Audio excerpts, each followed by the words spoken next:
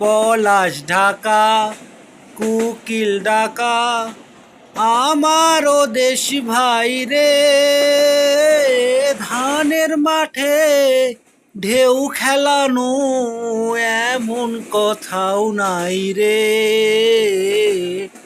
এমন কথাও নাই রে। আসসালামু আলাইকুম ভিউয়ার্স, মাসিক মিটিং শেষে রাজশাহী থেকে বরেন্দ্র এক্সপ্রেস ট্রেনে সান্তাহারে আসছিলাম। তো ট্রেনে আসার সময় রেল লাইনের দুই পাশের অপরূপ সৌন্দর্য, বিশেষ করে এই আম গাছের বাগানগুলো দেখে আমি বুঝতে পারলাম যে রাজশাহীকে কেন আমের জেলা বলা হয়।